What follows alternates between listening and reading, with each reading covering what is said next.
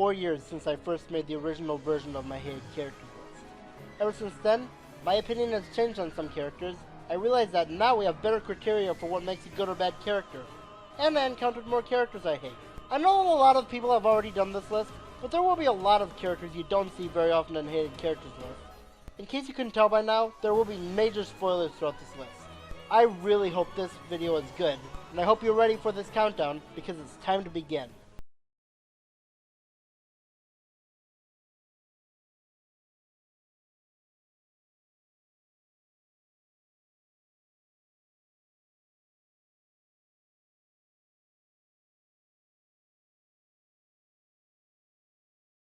I didn't really like Star Fox Adventures. It's not necessarily terrible, but the voice acting was grating, the gameplay was repetitive, and it brought us the first entry on the list, Tricky, the Prince of Dinosaur Planet, and the Scrappy-Doo of the Star Fox universe. This guy gets mixed feelings among the Star Fox community. Some think he's cute and funny, others think he's annoying. And you can tell that for me, he falls into the latter category. His voice and speech pattern really bugged me. He keeps saying annoying lines, even for a child character. He laughs at the fact that Fox almost froze to death, and he doesn't even help enough throughout the course of the game. He barely does anything until he learns the flame ability, and even then, you don't use it that much. I might also add how annoying it is to have to keep feeding him mushrooms in the times where you do need him. I've said this many times, but adding realistic elements doesn't always help with the experience. Now to be fair, I can at least tolerate Tricky, at least when compared to the later characters on the list. Nevertheless, we'd be better off without him.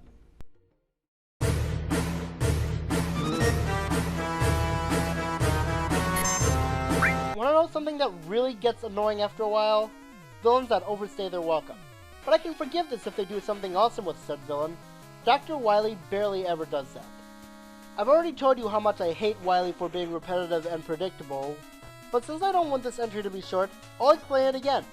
Wily was a pretty decent villain in the first 3 games, but starting from each game on since then, they've tried to make us think that we're getting a different villain, only to reveal that the entire thing was Wily's doing. While this was surprising at first, after doing the same things over and over again, it gets increasingly obvious that Dr. Wily is the villain of every game. And yet Mega Man's still dumb enough to keep falling for his tricks. Capcom must also think we're really stupid if they don't think that we can see through his extremely obvious disguise in Mega Man 6. That was where I drew the line of how much tolerance I have for him. Wow, it's kind of surprising that Joka is the only character from my original list to return in this revision. Guess it only goes to show how your opinions can change a lot within 4 years. But I still hate this guy. His high squeaky voice is annoying. Now then, little mousies, come out, wherever you are! He gets way too much screen time compared to Gadias, the actual villain of Door to Phantom Isle, and he does a mostly terrible job at what he does. What does Shy Guy Reject do? Gives away the enemy's weak points. Whenever a villain gives away one of your enemy's weak spots, that's a sign of a villain that lacks a functioning brain. His actions would make up for that if he did more memorable things in the plot, but the only memorable thing he does is eavesdropping your conversation and finding out where the moon pendant is. Even then, does he really need to blab that out to us? If he was smart, he'd just get the information and sneak off. Yeah, it's no wonder if Gadias was really mad at Joka for failing him. What a sad clown.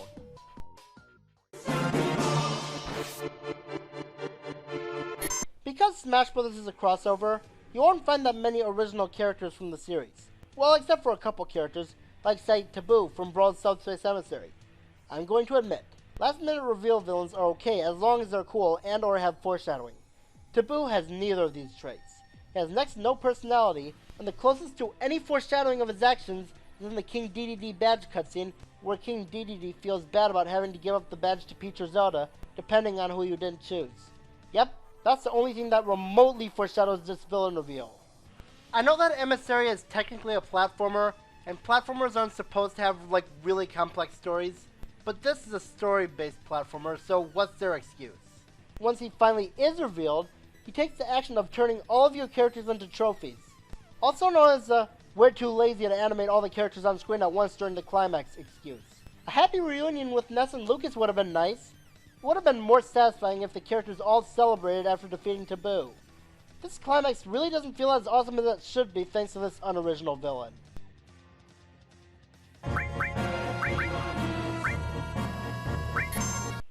Louie from Pikmin 2 is pretty much a mini version of modern Patrick Star. His stupidity always gets his friends into trouble, and he never learns his lesson. Pikmin 2's plot is that the Hoctatians lost their golden carrots, so they have no way of repaying their debts unless they return to distant planet and get some of the treasures there. This forces Olimar to risk his life on another perilous journey, and leading to more innocent Pikmin having to sacrifice themselves. One of the bonus cutscenes revealed that the Hoctatians didn't lose the golden carrots, but that Louie ate them. What an idiot. That means this whole mess was Louie's fault. Look, I have hunger problems every now and then at times, but I'm nowhere near this bad. But the real agony comes in the form of what he does in Pikmin 3. After Alf, Brittany, and Charlie find him in hypersleep, Louie wakes up and makes off with their food supply. In other words, causing the three to nearly starve to death, and getting in the way of stopping the hunger problem of their home planet, he's putting all of that in danger just to fuel his own selfish hunger. Even worse, the crew thinks that he's Olimar, so Olimar gets blamed for this. The crew eventually does realize this isn't Olimar, but I have one thing to say. Louie, you are a terrible creature.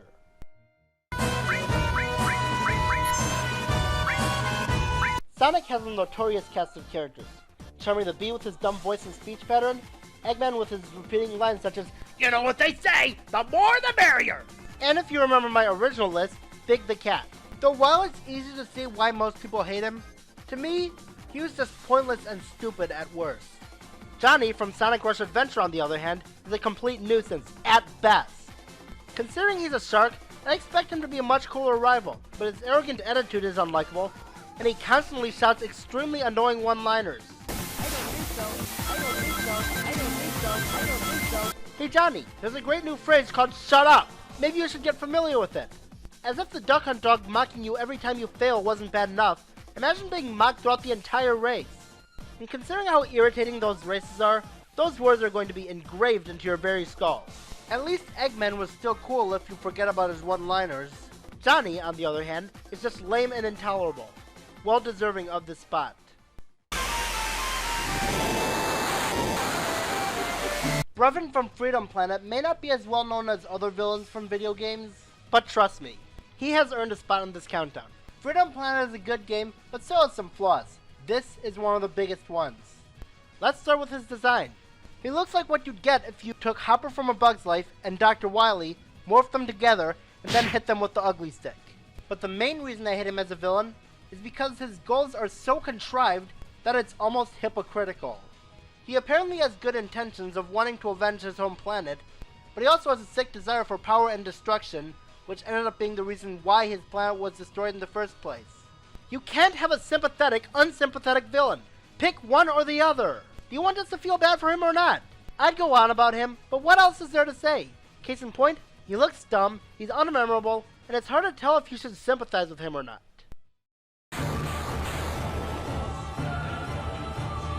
The Shantae series has an undeniably lovable cast of characters, like Uncle Mimic being a really caring uncle, Roddy Tops being a zombie, but still cute and lovable at that, and then Mayor Scuttlebutt. Believe it or not, I won't say anything about that name. In fact, he doesn't deserve a good name, or a pleasing appearance for that matter. In the first game he's harmless, as far as I can remember, but since then, he always fires Shantae for nearly unjustified reasons, when Shantae was trying her absolute hardest to stop Risky. Plus, making Shantae the town guardian was supposedly an agreement. In other words, he's refusing his end of the bargain. In Risky's revenge, he fires Shantae because he accuses her of lying down on the job, and she was doing the best she could, and she was clearly wounded. In Half Genie Hero, he even tries to find a replacement for Shantae, ironically leading to more harm being done to everything. Jeez, haven't heard that being used so many times before in media. Oh yeah, you say that you're hiring her back. Just wait until the next game where you fire her again for some other stupid reason. Thanks to him, Shantae never gets to go through her adventures while being the guardian genie of Scuttletown. He's such a lousy mayor, isn't he? Despite the fact that I said that I hated Heath for kidnapping Keith and making you give up the yellow gem in exchange for him, I don't hate him as much as I initially did, since he was doing his job as a villain. But there is one member of the Sinistrio that I can, in fact, take my rage out on. That being their leader, Ice. First thing that bothers me, what's the point of calling him the Ice user of the trio if he only uses one Ice Pokemon? His other two are a Dragon Ground and Psychic Fighting type. Next up is how he doesn't accomplish as much as the other members of the Sinus Trio do. He's forced you to give up the Yellow Gem and stuck with Blake for longer than the other two members did, and Lavanna kidnapped Melody and forced Isaac to make the finishing touches on their ultimate weapon, and even took back the Yellow Gem when you finally retrieved it. What does Ice do? Well, he makes one of the rings harder to stable than the other two, I guess. But even then, Isaac still managed to get through the security system within a minute, so that doesn't really matter. Oh yeah, and guess what else he does? He outright gives you the Yellow Gem! So not only does he not do as much to contribute to Team Dim Sum's plans, but they would actually be better off without him. Bottom line, as a user of my favorite element, he fails at that, from the lack of contribution to Team Dim Sum's plans to the fact that he can't even use his own element right.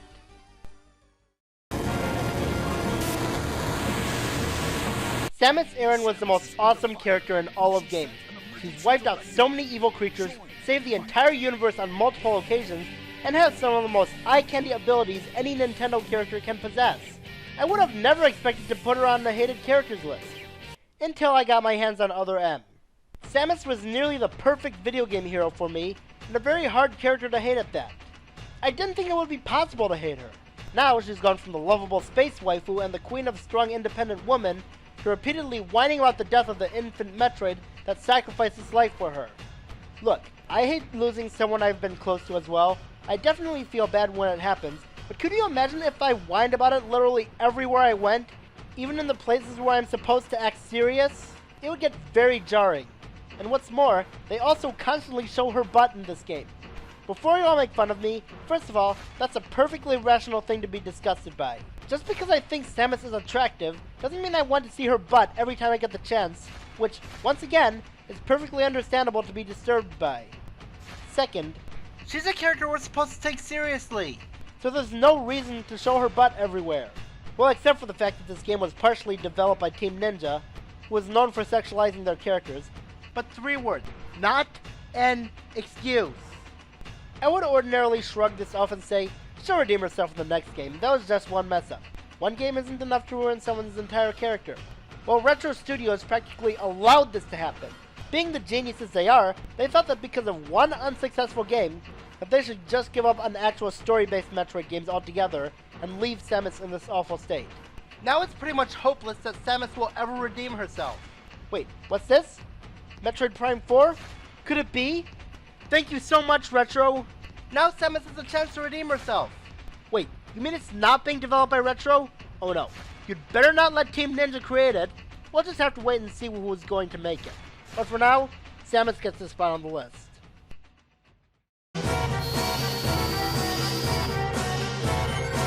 I'm going to give you a list of Final Fantasy villains, and I want you to guess which one is the odd one out.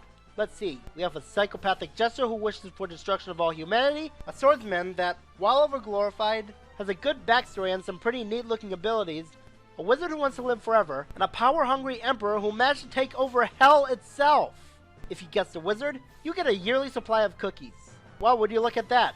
My most hated video game also has my most hated villain in the Final Fantasy series. Is there anything cool about this stupid antagonist? Zande doesn't have much to describe him. You can sum up everything about his character in one sentence. He has a stupid design, loves to monologue, and is a wizard who betrayed his friends and wants eternal life. One of the most generic villain motivations. That's all you need to know about this hack. Why do you think Cloud of Darkness got into Dissidia to represent Final Fantasy III instead of him? This villain has no redeeming factors to him whatsoever. So why is he number 5 if he has nothing cool about him? Because I have more reasons to hate the top 4 than to hate Zande.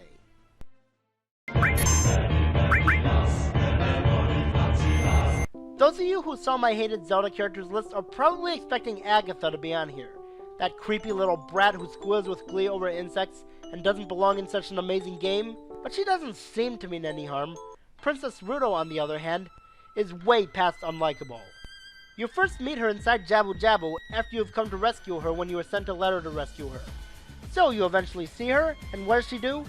She shoots you down, being the spoiled brat that she is. Now, it's understandable that she wants to find the Zora's Sapphire, but even after you tell her that her father is worried about her, she doesn't care. You can't be serious, Ruto. You don't care at all that your father is worried that you could be in grave danger? I'm not saying I would mind that, but seriously, Lucy from Charlie Brown and Veruca Salt are the only ones who would ever get along with you. Why did they make Ruto such a brat? Is this supposed to be funny? If not, then what is it meant to be? I envy anyone who can come up with something we're supposed to like about her. Aside from some pretty awesome abilities in Hyrule Warriors, which isn't even a real Zelda game. So, when she gets kidnapped by Big Octo and Baronade, and you rescue her, she scolds you for being late. I was doing my best, not even a thank you? Saving someone who's been kidnapped takes time, you know? Oh wait, she does decide to thank you. Even though she was just mad at us like 15 seconds ago. Well, surely Ruto must be more likable now that she's thanking us. Oh, I wish. Now she won't give you the Zora's Sapphire, which you need in order to obtain the Master Sword and stop Ganondorf. She won't let you get that until you, a human, promises to marry her, a Zora.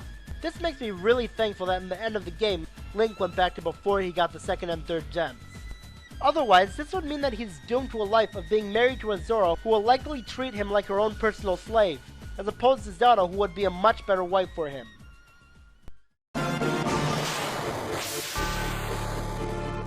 As I stated in my last countdown, I think Fire Emblem Fates is a hugely underrated game. The characters have great personality, the music is beautiful, and it doesn't have some of the repetitive gameplay mechanics from the previous Fire Emblem installments. Now, if there is one problem I do have with this game, it's that the game's villain is actually worse than Grima. Anankos was so lucky that he didn't make it to my worst villains list. If Fates had come out a couple months earlier, he would have definitely been on it. Unfortunately for him, he still isn't safe from getting a good spot on this one. As if Grima wasn't cliched enough, at least the whole kill him as the Avatar and he'll never come back but your character will no longer exist thing was cool, though you were still brought back by stupid means. But I'd take that over this guy any day. Like Grima, Anankos supports the whole demon being resurrected cliche, and what's his motivation? To destroy everyone for not appreciating him enough. That's the second most cliched villain goal aside from the I want to take over the world goal. Intelligence systems also built him up to be a crazy powerful villain, and when he finally saw his face, he looked so stupid! But the worst part about him is how he ruins so many cool plot points in Fates. We have a once good king that has been corrupted, and the only way to return him to normal is to kill him. That was Anankos who brainwashed him.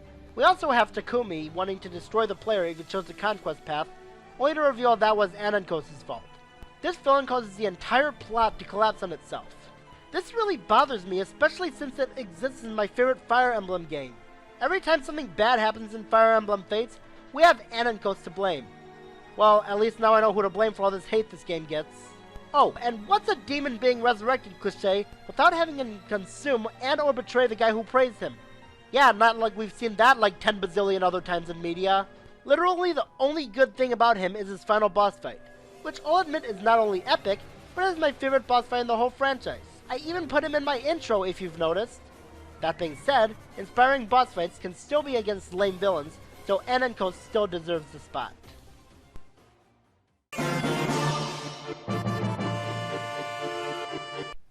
Kid Icarus Uprising. How could someone possibly hate a character from this epic game? It's full of lovable characters such as Pit, Palutena, Hades, and the runner-up for this countdown, Viridi, the goddess of brutality. Oops, sorry, I meant the goddess of nature. You know about those big-mouthed and snarky girls in media? They can be rather hit or miss for me.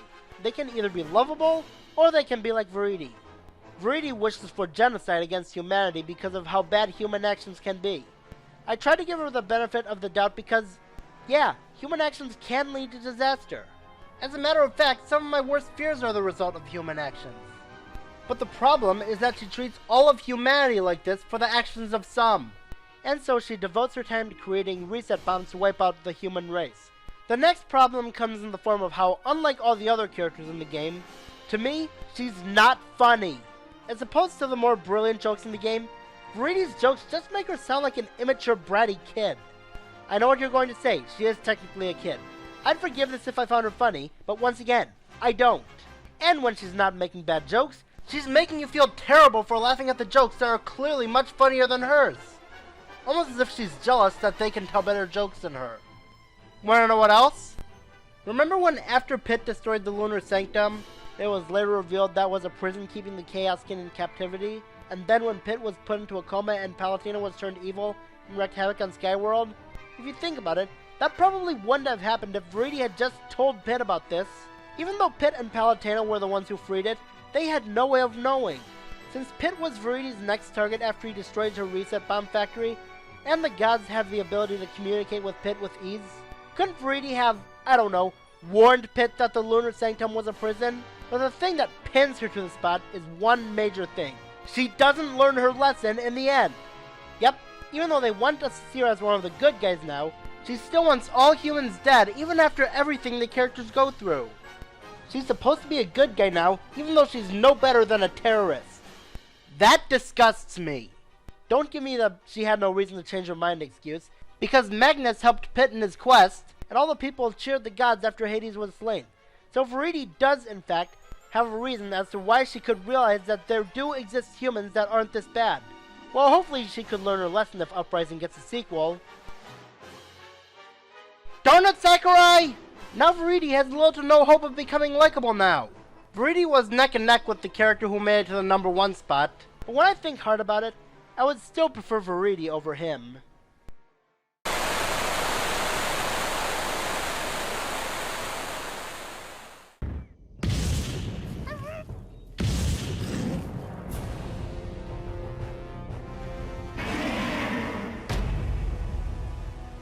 I am not going to make a lot of friends with this one. If you happen to like Bowser as a villain, or one of those people who changes their opinion just to match the opinions of others, then you should probably click off this video right now, because I'm about to say some super harsh things. Bowser wasn't that bad at first, just a villain who kidnapped the princess and attacked the Mushroom Kingdom. Nothing special, but not too bad. But after a while of always kidnapping Peach, he lost all charm he once had. Then I found out why he kidnaps her. I wanted to believe it was to lure Mario into his traps like his Melee trophy description led me to believe. Wrong. The reason he's doing this is because he's in love with Peach. Why? Why would you have a giant reptilian monster fall in love with a human? This is no better than the kiss scene in Sonic 06. True, they don't want us to care about this relationship, but Nintendo is constantly beating me over the head with the statement of Bowser having a disgusting obsession with Peach.